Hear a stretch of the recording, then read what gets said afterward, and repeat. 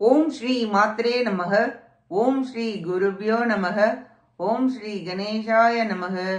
ஓம் ஸ்ரீ சுப்பிரமணிய சுவாமினே நமக. ஓம் நம சிவாய சிவாய நமக. அனைவருக்கும் எனது அன்பான வணக்கம். அருணகிரிநாத சுவாமிகள் அருளிய திருப்புகழில் 320வது பாடல். அகப்பொருள். முருகப்பெருமான் அணிந்த கடப்ப மாலையை பெற வேண்டி பாடியது. நற்றாயிரங்கள் துறையில் அமைந்தது. ஸ்தலம் வள்ளிமலை.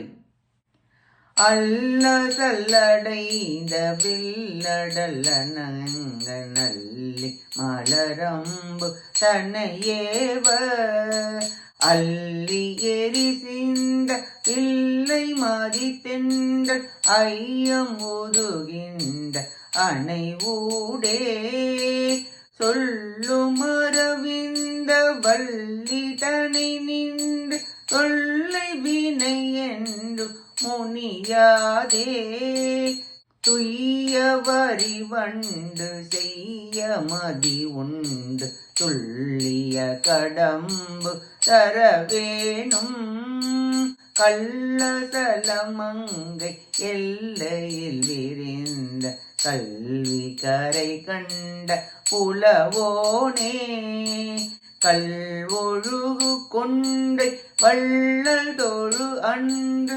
கல்லல்லற ஒன்றை அருள்வோனே நல்லசுரர் அஞ்ச நல்ல சுரர் விஞ்ச வல்லமை தெரிந்த மயில் வீரா வள்ளி படகின்ற வள்ளி மலை சென்று வள்ளியை மணந்த பெருமாளே துய்ய வரி வண்டு செய்ய மது உண்டு துள்ளிய கடம்பு தர வேண்டும் வள்ளி படர்கின்ற வள்ளி மலை சென்று வள்ளியை மணந்த பெருமாளே வள்ளியை மணந்த பெருமாளே வள்ளியை மணந்த பெருமாளே. இப்பாட்டின் பொருளை பார்ப்போம்.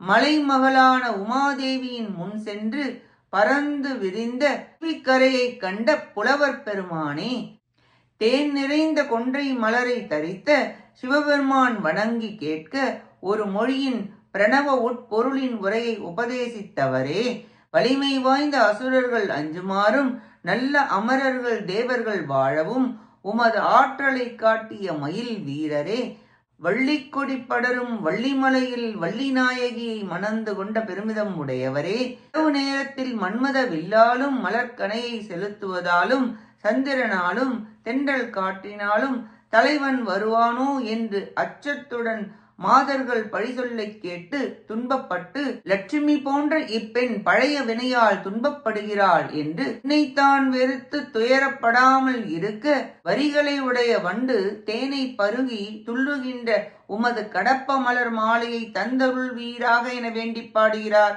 அருணகிரிநாதர்.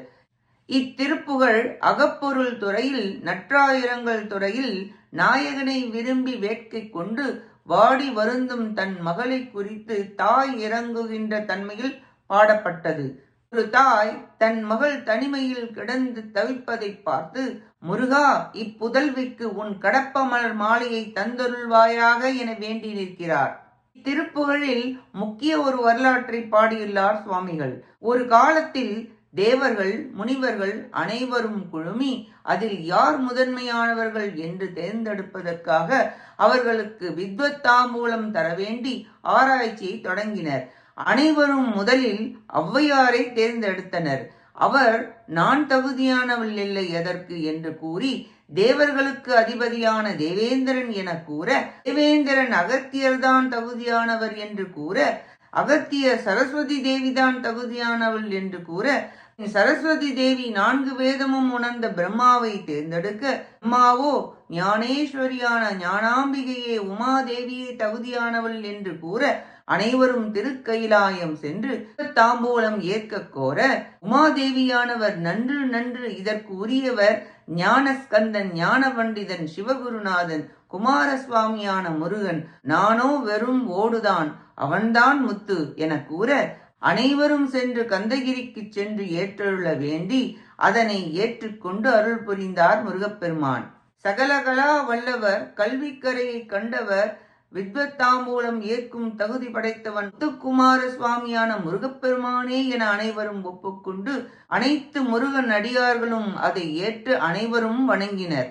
அந்த வரலாற்றை ஒரு அடியில் கல் அசல மங்கை எல்லையில் விரிந்த கல்விக்கரை கண்ட புலவோனே என்று சுவாமிகள் பாடியுள்ளார். எல்லாவற்றையும் முருகப்பெருமான் அடியவர்க்கு வழங்குவதால் வள்ளல் எனப்பட்டார். வள்ளிமலை ஆண்டவனே, என் புதல்விக்கு உமது கடப்பமலர் மாளிகை கொடுத்து அருள் புரிவீராக என வேண்டி பாடுகிறார் அருணகிரிநாதர். ஜீவாத்மாவாகிய நாமும் பரமாத்மாவாகிய முருகப்பெருமானின் திருவடிகளை பற்றி அவர் திருப்புகழை பாடி எல்லா கலைகளுக்கும் முத்தமிழுக்கும் தலைவரான எல்லாம் வல்ல முருகப்பெருமானின் அருளுக்கு பாத்திரமாக முயல்வோமாக. கேட்ட அனைத்து நல்லுள்ளங்களுக்கும் நன்றியும் வணக்கமும் கூறி விடைபெறுகிறேன். வெற்றி வேல் முருகனுக்கு அரோகரா. காஞ்சி குமரகோட்டம் முருகனுக்கு அரோகரா. நன்றி, வணக்கம். வேலும் மயிலும் துணை. ஓம் சரவண பவ. முருகாச்சரணம். திருச்சிற்றம்பலம்.